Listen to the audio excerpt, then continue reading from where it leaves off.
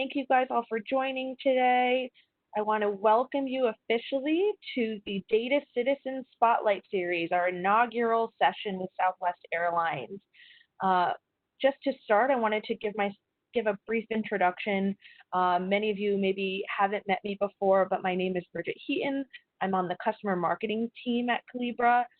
You may have seen me or recognized me from the new Data Citizens community.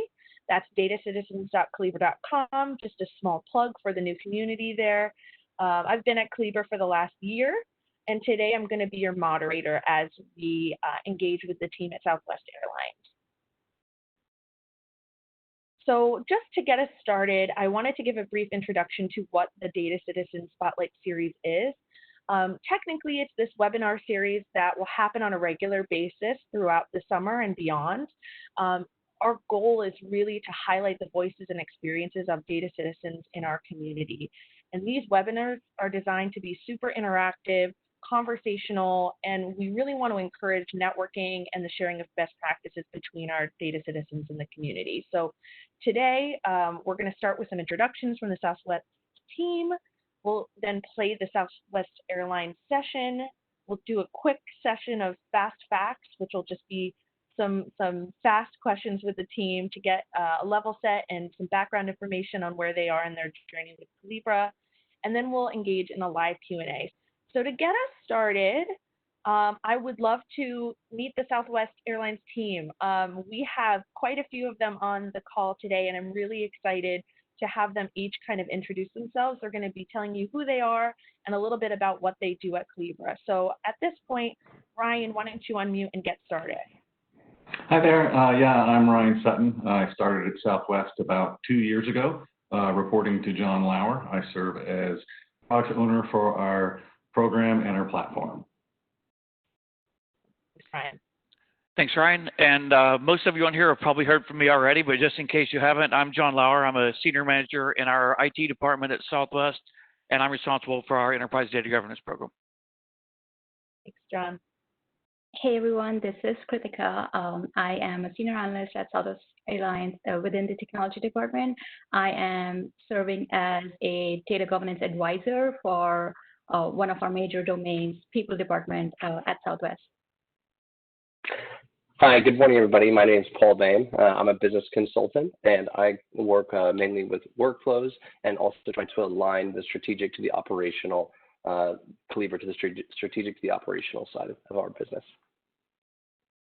Hi, this is Bo Pichina, tech lead on Calibra implementation, and basically anything that's technical related, like upgrades of the tool, migration from the lower environment to higher environment, scanning the catalog and the reports, and also any POC that we want to scan based on the roadmap.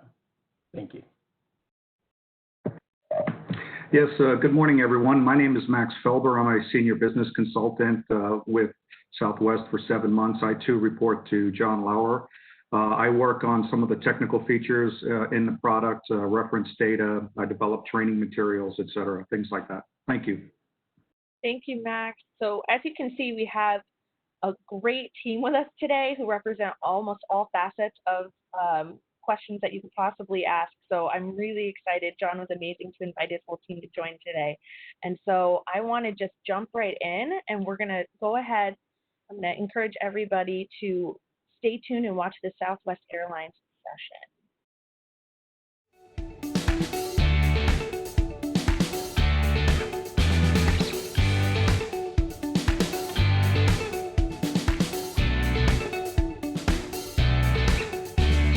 Hello, and welcome to How Southwest Airlines Diverted Due to Coronavirus. I'm John Lauer, Senior Manager of Data Governance at Southwest, and I thank you for joining. We don't have a lot of time today, so we're going to focus mostly on the things that we did to pivot as a result of this global pandemic. But if you want to hear more about our program overall and how it ties to the Calibra data intelligence journey, be sure to catch our upcoming webinar, Monitor Calibra Events, and LinkedIn for a time and date to be announced soon. Before we dive into the content, I just wanted to take a second to chat about this crazy world that we live in. This pandemic has impacted each and every one of our lives in a lot of different ways. It's a scary time. Our personal lives, our professional lives, in most cases both, have been heavily impacted by this. Southwest Airlines has been impacted greatly, as have all airlines, but at least we've been able to keep operating. There's some of you who are watching are probably in the retail industry or restaurants, and you've been required to shut down entirely. We're all worried about the future right now. We're all worried about what our jobs look like now, what they look like in the future. I've spent the last 2+ years of my life pouring my blood, sweat, and tears into building this program from the ground up at Southwest. And when the pandemic really started to flare up in mid-March, I talked to my team and I said, we have to make sure that we are doing things to provide value to Southwest in the short term and in the long term. And that was really the birth of this presentation. I talked to Calibra about the idea and they loved it because we thought it was something that we could put out there that hopefully at least a few of you will find value in this, and you can take some of the things we did and use them in your own programs to help to preserve them going forward. With that said, the rest of the agenda is to take a look at the overview of our program and our original plans for rolling out, because that sets the context for what we changed. Then we'll dive into the versions that we made, the changes that we made to keep providing value.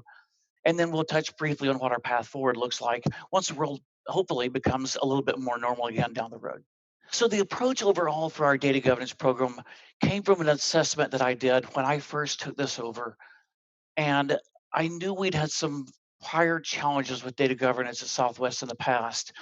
And I wanted to make sure we were hitting the mark. So we talked to about 55 people across the company, heavy data users, and what we heard from almost every single one of them was that their biggest data challenges was that they couldn't find the right data. They didn't know what the data meant. They didn't know how to use the data if they did find it.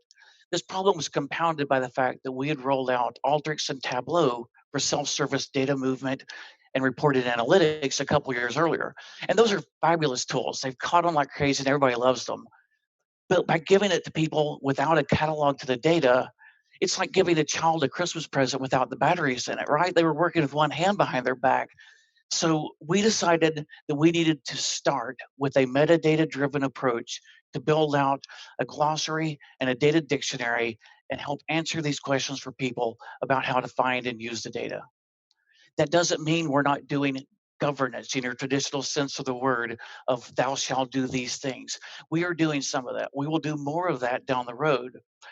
But what I say to people all the times at Southwest is we can't govern what we don't know about. We have to start by building this catalog.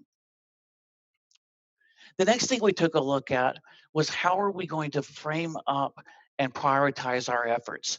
There are lots of different ways you can do this. Some organizations go department by department. Some organizations look at a specific source system and they do the data that's in that source system. Some look at a specific use case of reports that are being used. We thought all of those were valid, but we felt like the best approach for Southwest was to start by coming up with a taxonomy that we could classify every piece of data at Southwest, where every piece fits into one and only one of these 13 domains, and then the subdomains are the next level of detail below that. This taxonomy also helps with our prioritization. So you see the 1, 2, 3, and 4, those are our top priorities, but they're not just the top priorities of our data governance program. They're the top priorities of our data program. They're the top priorities that are tied to the capabilities that the business wants to be able to operate on to enhance the experience for our customers and for our employees. By aligning our priorities with these other priorities, it puts us in a position of going out to work with people who are already interested in working and talking to us, as opposed to going to them out of nowhere and saying, hey, I need your time to talk about a definition when they actually have other priorities they're wanting to work with. So with all of those in place, the next thing we had to do was decide, okay, now how are we going to actually build this catalog? We know what we want to build. We know where we're going to focus it, but we need to actually decide the details of what we're going to build. This is a simple slide, but there's a lot of power in it. The top of it says we're going to build business glossary. This aligns very closely to Calibra's approach with all the business terms. And we put in there what they mean, how they're categorized, which ones are sensitive data, which ones aren't, all of those things that we need to tag and track about the data.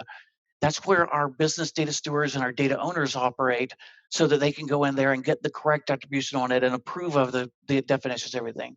That all happens in that conceptual business glossary layer.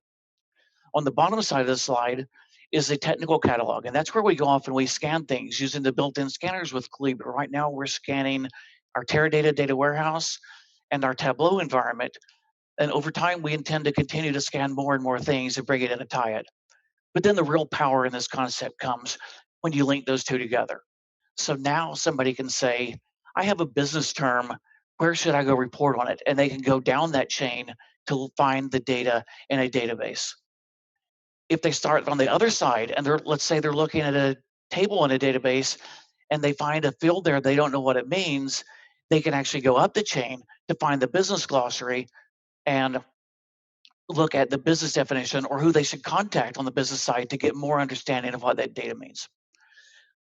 So we did all of this over the course of about 2 years. We figured out the approach, we put it together, we started building content, we did a tool selection. Calibra was a perfect fit for us. We acquired Calibra, we did the initial implementation, and we were sitting at the beginning of March ready to roll this thing out across the enterprise.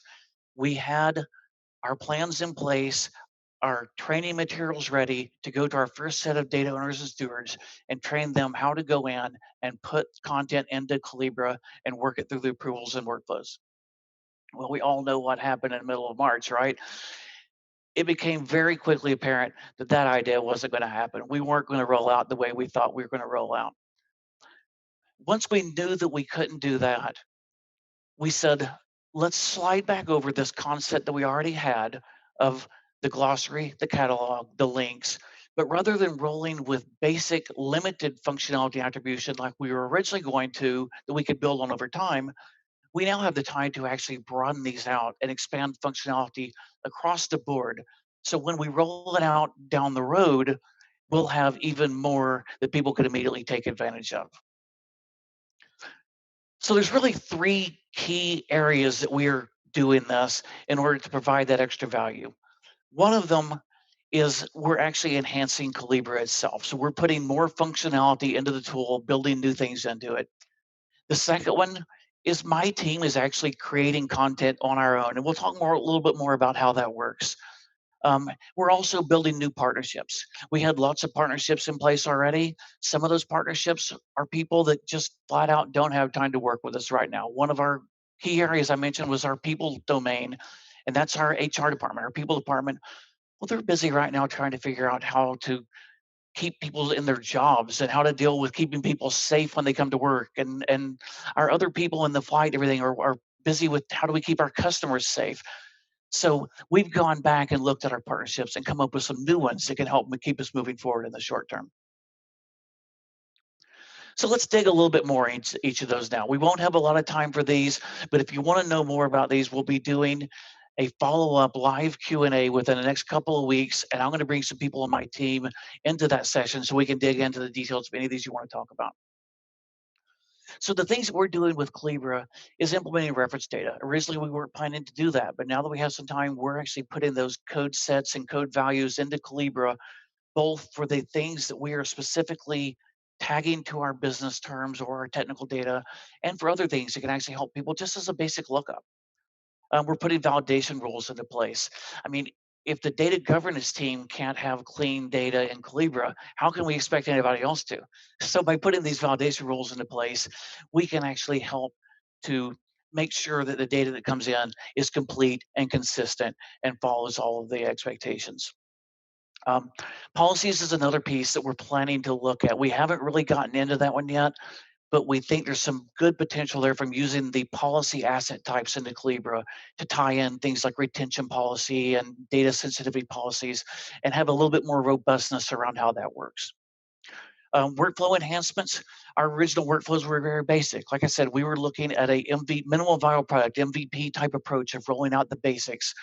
But now that we have some more time, we're working on some other things like bringing our technical stewards into the workflow so that when the business steward needs to actually make sure they're connected to the right data, rather than having to go do that offline through phone calls or emails, we can actually route that to the technical steward through Calibra now and have their participation be in the system and be logged along with all of the other steps that happen for that asset along the way.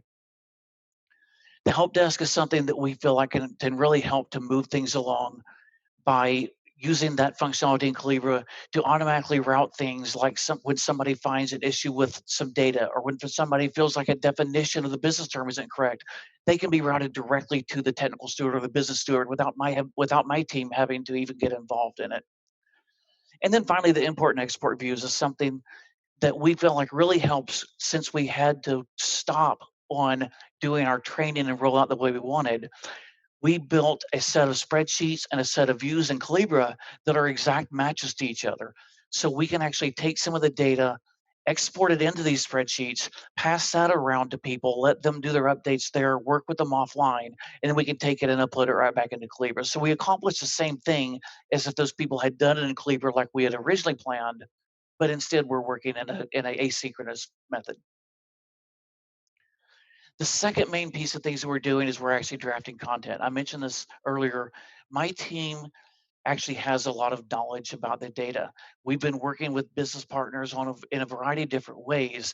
So what we can do now, where we're not in a position to partner as closely with the business, we can take a lot of things and advance them down the path and get them almost to the finish line. So when the time comes, we can very quickly and easily take them and move them across with an easy approval or a few tweaks with the business partners, as opposed to having to start from scratch from them. We're also doing the offline methods for things like email approval. So rather than getting 10 or 12 or 20 people into a room to talk about what's the definition of a passenger count or what's the definition of a retiree, we can actually take these definitions that we've started on our own and pass those offline back and forth to our business partners for their review and some tweaks that way. And then we are also using other parts of technology. I said that my team knows the business, but we're in an enterprise-wide group. We don't know the business anything like our IT partners who are specifically aligned with those various business partners. So we're using them to collect that information. And we also have some other sources out there. We found a glossary that was in QuickBase that has literally thousands of terms in it. They were crowdsourced by another major program. They weren't curated, they weren't cleansed, but my team is actually working through that now to get them into a state that we can load them to Calibra. The last thing that I want is for somebody to come to Calibra and find something in there that they think is wrong. For my days as a BI consultant, we always talked about it takes time after time after time of someone finding the correct data to ever forget about the one time that they found the incorrect data. And I don't want that. But one of the things that's almost as bad is for somebody to come to our new metadata repository that we're rolling out and say, well, there's nothing there. I'm not going back because I went and searched, I didn't find anything. So by using some of these approaches, we can put some of this content into the tool. We're also using statuses and the articulation score, if you're familiar with that, to say this is 60% confidence or 80% confidence. It's not perfect, but somebody knows that they can use it maybe with a wary eye versus something that's completely approved, but at least provides them some value by having it there. The third and final area is making those extra partnerships. A lot of it is within the technology organization. So I have peer leaders working on things like a new data lake in AWS. We're partnering with them to actually use Calibra and connect and pull that metadata out of the data lake to put it into Calibra as a master catalog. We have people building out a service catalog for our enterprise data services of what's available from a technical standpoint, but they don't have or want the business concept of those in there. It's a technical catalog. If we pull it into Calibra, we continue to place Calibra as that central repository, the master data repository for metadata about data. So those are win-wins for all of us to help to do that. The last thing I'll mention here very quickly is the Enterprise Data Science Center. I think that's an important one to talk about because that's our core set of data scientists at Southwest. We have data scientists across the organization, but these are the ones who are providing the guidance and the standards that all the data scientists should be working with. They have been working for several years with data. They're heavy users, and they have their own repository of their models and their data that they've collected and used. We've actually done a proof of concept and moving into pilot phase with them now to take that and bring it into Calibra, once again, placing Calibra as that central repository across the entire enterprise. The last thing I want to talk about is people ask, what happens down the road? How do we actually transition from these other things we're working on back to our original plan? And it's really quite simple because nothing fundamental has changed in our approach. We're still building a metadata repository. We're still categorizing data by the domains, applying data owners and stewards to them to get the data, the information in there correctly. The only thing that really changes is when the time comes for us to shift back to rolling this out to our other business users, we're going to have a bigger and broader set of functionality that we can roll out and provide even more value to the organization. I really thank you for your time today. I hope this has been helpful to you. The last thing I want to say is just, I know that some of you are afraid to fly at this point, and I can certainly understand that. But there will be a time that you're either going to want to or need to get on an airplane again. And I hope that when you do, it's one of our Southwest 737s. From my Southwest heart to yours, I hope you stay safe, stay healthy, and carry on. Thank you.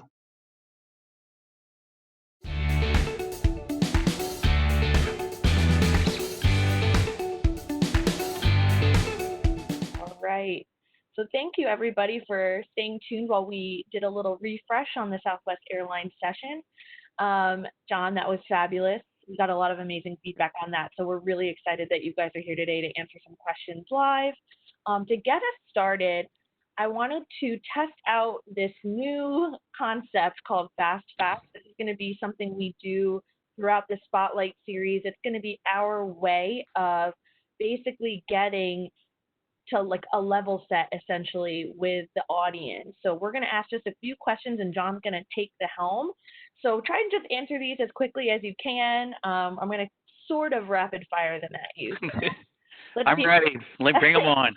Let's see if you're paying attention. So, John, what company do you work for? Southwest Airlines. That was an easy one. Okay. Where are you located or headquartered? Our headquarters is in Dallas, Texas. Almost all of our knowledge workers across the company, really anybody that's not in a call center or involved in actually flying or loading or moving around planes, actually works in Dallas. Awesome. What industry do you consider yourself a part of? I would say travel and transportation. So I kind of come into these things with the assumption that everybody's very familiar with Southwest Airlines, but it's a good point. Some people may not be. So if you're from some other side of the world and you don't know, we are by really pretty much any way you measure it, we are one of the 5-ish largest airlines in the world by just about every measure, and operate. Well, if we weren't slowed down because of COVID, we operate about 4,000 flights a day across the United States and Latin and Central America. All right. So how many employees are at Southwest Airlines? We run about 60,000, a little over 60,000 at the company as a whole. And how many on your team? The team, it's funny you mentioned earlier about bringing my whole team on. So I'm blessed that the company has given me enough budget, enough people to really get this done right. I actually I am dedicated to data governance, and I have 10 people on my team. So I brought 5 on with me today to get someone that could cover each of the types of work that we do. But there's actually 5 more that unfortunately got left out. Hopefully they aren't too upset about that. I hope not. So how long have you been using Calibra? Let's see, we actually signed our contract at the end of last September. So we're actually fairly new users in the grand scheme of things with Calibra. But like I said, we have 10 people working on it, and we also utilized professional services from Calibra and from another couple of vendors really to get us off the ground. So even though we've only been using it for about 9 months now, we've done a lot with it in that period of time. And what Calibra products are you currently using?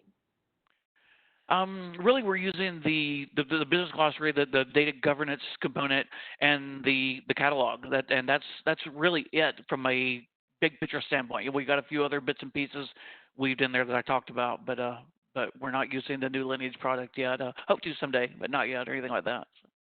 All right. Do you integrate or do you work with any of Calibra's partners?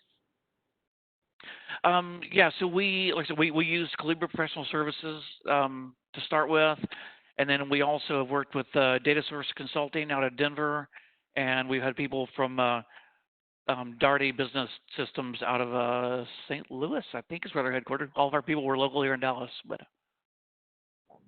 All right, and then this one's a curveball, but you did mention at the end of your presentation flying on Southwest Airlines again. So where's the first place that you would fly when this is all, quote, over, or when you're able to fly again?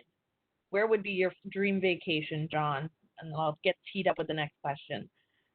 Oh, that's a good one. I am a mountains over beach person. Any day of the week, I will take a mountain. So, I see my team smiling. They all know that about me. So probably Denver. It's a short, easy 500-mile hop, and you can be up there in a couple hours and be out in the mountains in another hour. So. Oh, that's good. I can't say that I am the same. I'm probably more partial to the beach, but I respect your decision. All right, let's dive deep into the Q&A. So we had been collecting some questions on the community, the New Data Citizens community, over the last week or so. So we have some questions from there. Again, I want to just put a reminder to the attendees on the call today. Throw your questions in the Q&A. We have people actively moderating that, so we'll add them to our queue. But I'm just going to dive right in. One of the questions that we got the most after Data Citizens was about the size of your team. You talked about this a little bit. You said you had 10 members. Can you talk to us a little bit about those roles and responsibilities on the team, John, and kind of how you structured that team? What was the thought process behind that? Yeah, absolutely. So, like I said, we have 10 people on the team total, and it's really structured with several different roles. One of those roles is a kind of what I would call the product owner, product manager type role.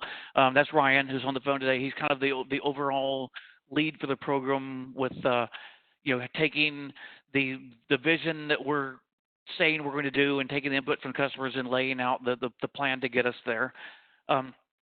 We have a dedicated project manager / scrum master. We actually do operate in agile sprints, but we also have some things that don't map particularly well to that. So I call her my project manager / scrum master. She's kind of playing both types of roles there. We did not bring her on today because I didn't think really the conversation was going to go down that path a lot. But we have her, and then we have someone playing more of a tech lead type role, and that's Bo that's on the phone today, so he can answer any of the technical questions about how we've implemented Calibra. And then really that leaves 7 more people on the team, and they are all playing roles that are really focused around partnering with other technology or business teams and or configuring Calibra. So some of them, I think they mentioned in their introductions, Paul and Max have actually done quite a bit of work around actually how do they configure our Calibra implementation to make it do what we need it to do. And then the other piece of that is like Kritika is pretty much dedicated as what we call a data governance advisor. And that's a role that partners primarily with the business, but also with our technology counterparts, and really just helps facilitate them through the process. It helps, okay, this is what we need from you. This is when we need it. This is how we need it. And then really one of the big pieces of that role is all of a sudden, oh, well, here's a business term that we don't have a definition for. Let's actually work through getting it. So go and partner with the correct people from the business and come to a agreed upon definition for that, and then get the data mapped to it. I'm going to skip to a new question this was submitted by Sue. So what was the most difficult part of this entire process? And by process, I mean, I think it means that implementation of the governance strategy, John. Considering structuring, like what were, there were already people in the organization that needed to be impressed all over again. How did you sort of work with them to position this new idea and this, strategic shift due to COVID-19? Yeah. So really, I think the part that we had to do differently because of the Calibra. Now, there's a whole mindset shift that we're going through in general with data governance and getting people to think from the standpoint of the business owns the data, not technology, all those kinds of things. But as far as the actual COVID shift, really the thing that we had to do there was we actually had to change. We're selling to a new set of people. So we kind of been our focus. We talked about being business led, business first, providing business value, and we've always focused with our business counterparts as our first priority customers. Because of this COVID shift, we've had to change that a little bit. So we've had to change our messaging a little bit to go to some of our technology counterparts and help them see the value that they can get really in the short term and in the long term by partnering with us and collecting some of this information and shortening their development cycles, because it makes it easier for them to find data. They take stuff they're already documented and give it to us, and we put it into Calibra, so we don't really add a lot to their plates. So hopefully that was the angle of the question that Sue was asking. I think so. I know Sue's on, so if you want to follow up, definitely throw it in the chat, Sue. I am going to skip over to another question that was submitted via the community by Dr. Viswanathan. So this looks like, I think this may be somebody on your team, maybe Ryan. Can you please share any best practices implemented in your data governance journey? That's a good general question I think people would love to hear. Yeah, sure. And I think there's a few of these things are things that John's kind of talked about a little bit, but I think the way we started off doing interviews across business and technology to understand the various pain points within Southwest Airlines, that allowed us to set the direction of our program to really try to, address that need. I think that's like a first step as opposed to saying, hey, let's do data governance, and then just start off with something without really understanding, what the company is needing. If you address that need, you'll face challenges still, but I think you'll get adoption and buy-in, those sort of things, a lot quicker. I think another best practice in my mind is something that John's also mentioned is the business owns the data. And by that, for us, it's more about the business owns what the data means, relative to like our glossary and approving, what business terms are and those sorts of things, and also around data access. It shouldn't be the responsibility of a DBA or somebody in technology to try to figure out if someone is approved to access, a particular piece of data. So we think that putting the business have the ownership is a huge thing from a best practice perspective. And then I think finally defining our operating model fully, in advance. As John talked about, it was probably a good year and a half when we started our program before we actually had Calibra. And in that time, we were defining what our roles were and what we wanted them to be, what we wanted them to do. We knew who we wanted to approve, these sort of things, so that whenever we did make our choice with Calibra, we were able to hit the ground running whenever they came on site for implementation. Those are a few things I had in mind. No, that's great, Ryan. Thank you. That was similar to another question we got asked. So I'm going to switch gears and talk about operating model. So I think we had one come through, and I think Paul, this might be for you. It's about, can you talk us through your operating model? Yeah, it's a great question, and it's one of those things, like John mentioned, one of the benefits with Calibra is it's ever evolving. When we first started, we were really looking at just the catalog, and we continue to learn. We're expanding the different modules. So we have things like the help desk, the reference data, just an overall use of individual modules. As Ryan just mentioned,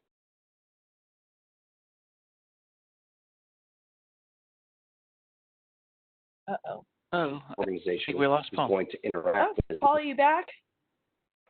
Okay, good. I am. Can you hear me? Okay. Sorry about that.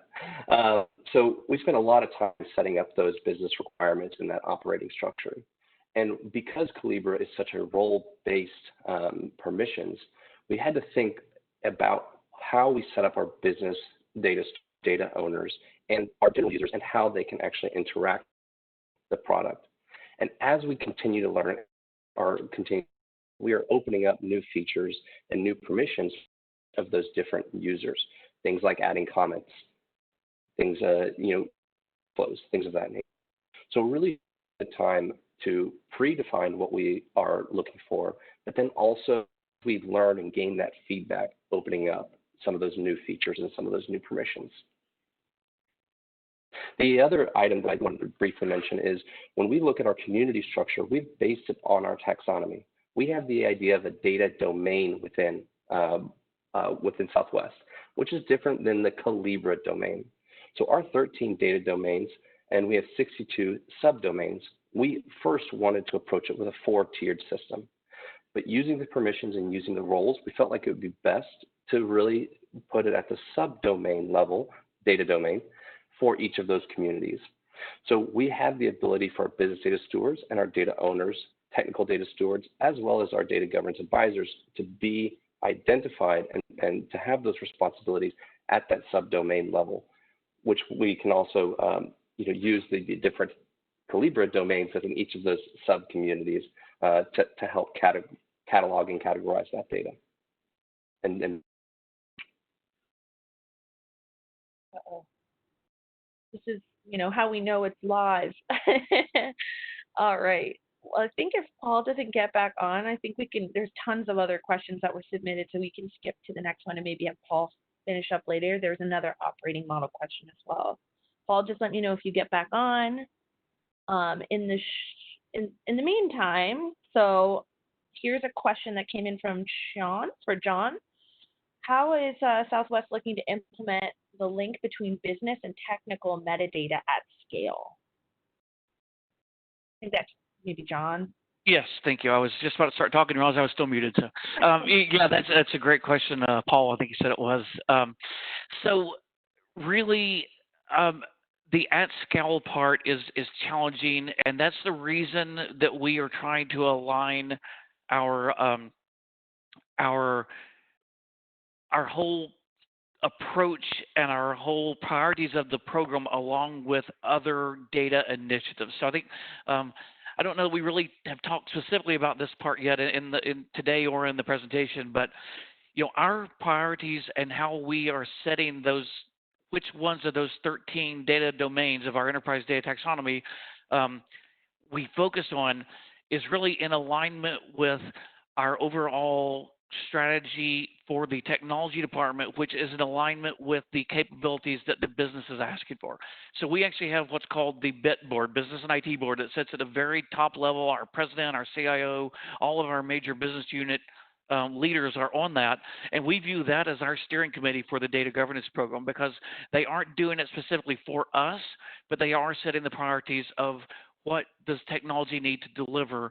And we feel like that if we actually tie our data governance efforts along with those places where there's already a lot of work being done, then we're going to get the attention of people, and we're going to be able to get these things done. So maybe a little bit different approach from what you were thinking about of is there a way that we're going to flip a switch and have it all tied together? I know Calibra has some functionality that honestly we have not had a chance to look into yet to do some kind of some automated tagging. That's something that we want to look into, but we just haven't gotten there yet to see if we can automatically link some of those together. Say, okay, this looks like a social security number, so let's call it a social, those sorts of things. But for now, it is actually a manual effort by going alongside other projects and other initiatives and working with the people who are involved to make sure we get it right, as opposed to just trying to blanket do a bunch of connections that may or may not be correct. That's definitely helpful, John. And actually, I think it steers us in an interesting direction. So I have a bunch of questions that have come in both through the chat and through the community that are basically around how is your strategy, your governance strategy in Calibra been received by the organization? There's one that says, what's that relationship like with the business? And then, one I just saw came through the chat that was essentially around change management. How do you support on human resources? Do you train? How do you reach the rest of the organization and move towards with you? And I think Kritika, I think this is your domain, so I wanted to see if you wanted to address any of that and talk a little bit about that strategy. Thank you, Bridget. And yes, I agree. This is a great segue into how we can make data governance program successful. And we have challenges for sure. We've been into this program for almost a year and a half, and we focused a lot and took several approaches in laying a strong foundation for the program, identifying and filling the gaps of what is missing within the enterprise, like tribal knowledge. This includes engaging with our business partners and actually making them aware of our efforts and scope. The strong foundation definitely helped us, like the engagement definitely helped us enterprise-wide with the soft launch of Colibra we did about 6 months ago. And I must say it was very well received by our business partners and stakeholders. The fact that Colibra launch was not a blanket tool, but had enough data, enough metadata curated and facilitated with definitions and glossary was a big plus to us. People were excited to see. It was very well received by the organization, especially the business. They were excited to see the tool capabilities and started approaching us for an ongoing partnership of how we can make things better and leverage the data that is inside Colibra. Simultaneously, we also collaborated with our technology partners to start implementing best practices around data modeling or data access, as mentioned by my cohorts here, Ryan and John. If we're talking about domain specifically, our taxonomy that we've discussed all throughout the session really helped us with building the relationship with our business. It provided a meaningful structure to what our data is, where it lives, and who owns it. We use several platforms like new project engagements, initiatives, etc., to build that relationship with the business. One of our priority domain was people, and that is where our program was very well received because of our previous engagements. We had executive level visibility, ongoing initiatives that had even listed data governance as a stakeholder. The time and effort that our team had spent to engage with people department to facilitate those discussions around defining the business concepts like headcount or worker type or a retiree and showcase them in Colibra was a great approach to deal with some of those challenges. And not only this, we are also planning to, going forward, utilize a strategy that not only uses Colibra for its existing content, but also have it readily available for business requirement sessions, like using some of its capabilities, comments, issue management workflow. That helps tremendously with capturing business concepts and making it available to the users. And with those challenges and with that strong message and approach, we're coming strong in terms of showcasing our value and value proposition. Thank you, Kritika. I know that's a topic I think a lot of data citizens and Colibra customers often ask. They're really trying to drive adoption and usage of Colibra, and so I think that was a very helpful response. And I think ASD who had asked that, they used their initials. If you have a follow-up question, please don't hesitate to put that in the chat as well. Before, we're coming closer to time, and there were some questions that came through around kind of like features, functionality, your usage in general. So I wanted to make sure we hit those before we started to wrap up. So I think there's a couple that might be good for Max or, somebody else on the team who, is actively using and putting together the functionality. So you mentioned you use governance and data catalog. So specifically, which features and functionality do you use, and how does that fit into the larger metadata management strategy? Max, do you want to try that one? Sure. Good morning, everyone. So we started out with more of a data catalog approach over a data governance approach. Our focus has been on servicing our customers, and our customers are the report developers and application developers. So by taking that bottom-up approach and treating them like our customers, we started implementing the functionality to help them be more productive, to find their data faster, which is, a big ROI once you spread it across hundreds or thousands of users trying to access metadata. So initially we started predominantly like most people do when they go down this path of ingesting data sources. and loading up the catalog with hundreds of thousands of attributes and things like that. At the same time, we focused on trying to build out and create well-defined, meaningful business terms that we could then associate with those technical assets.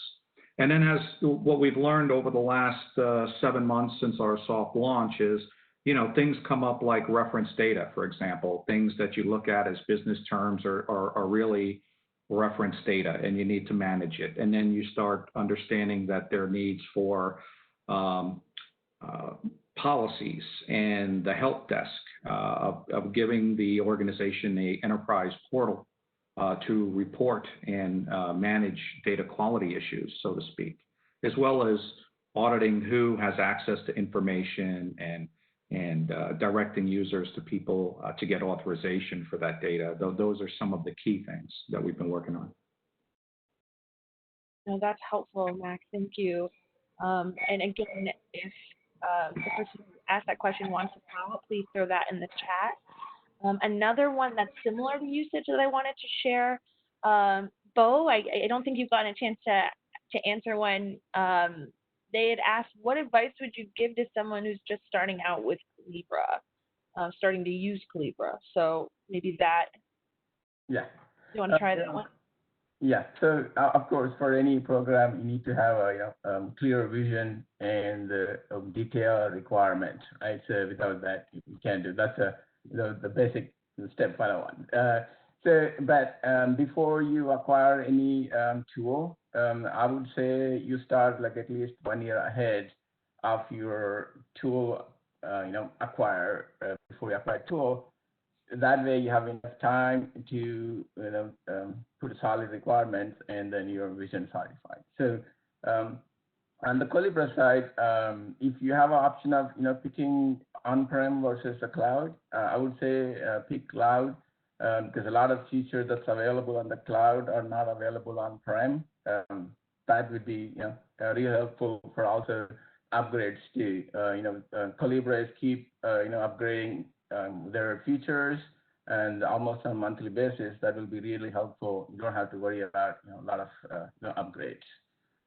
Also, as John mentioned, if you can use at the beginning at least 10 to 12 weeks of consulting services who already have implemented the tool, that will be really helpful for you.